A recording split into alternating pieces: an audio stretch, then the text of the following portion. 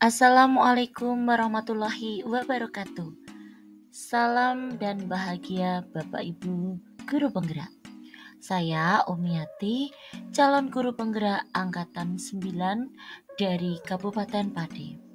Di sini saya akan memaparkan kesimpulan dan refleksi pemikiran Ki Hajar Dewantara pada modul koneksi antar materi. Pendidikan dan pengajaran tidaklah sama. Menurut Ki Hajar Dewantara, pengajaran adalah proses pendidikan dalam memberikan ilmu untuk kecakapan hidup anak secara lahir dan batin. Sedangkan pendidikan pada hakikatnya menuntun segala kodrat yang ada pada anak agar mencapai keselamatan dan kebahagiaan yang setinggi-tingginya, baik sebagai manusia maupun anggota masyarakat.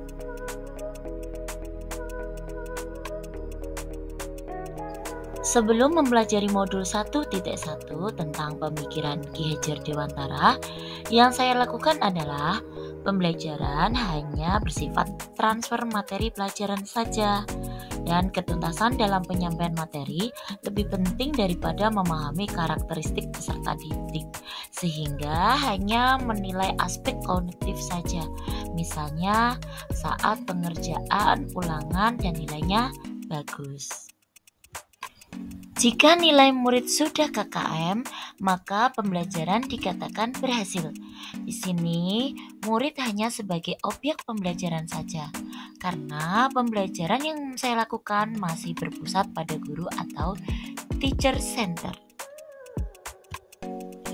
Sebelumnya, saya tidak memperdulikan apakah murid benar-benar paham apa tidak dengan materi yang telah saya sampaikan, karena yang saya fokuskan adalah ketuntasan materi, mengingat banyaknya materi yang harus diselesaikan.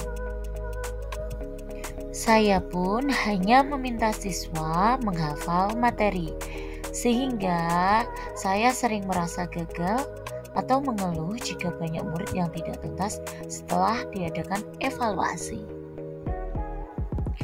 Apa yang berubah dari pemikiran atau perilaku Anda setelah mempelajari modul ini?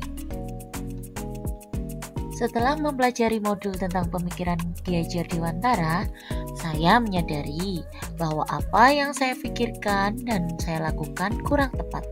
Inilah yang merubah pemikiran saya tentang pembelajaran yang selama ini saya lakukan. Merubah pemikiran bahwa guru bukan satu-satunya sumber belajar. Kedua, pembelajaran berpusat pada anak. Ketiga, menghargai karakteristik belajar anak. Hal ini juga berpengaruh pada perilaku saya. Mengemas pembelajaran secara menarik dan menyenangkan. Selanjutnya, memberikan kebebasan kepada anak untuk menyelesaikan tugas sesuai dengan bakat dan kreativitasnya.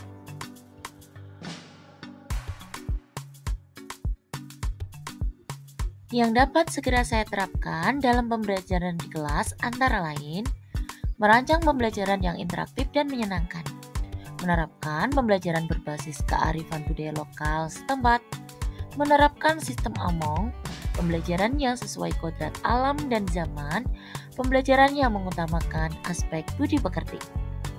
Demikian pemaparan saya untuk koneksi antar materi. Semoga bermanfaat untuk Bapak Ibu semuanya.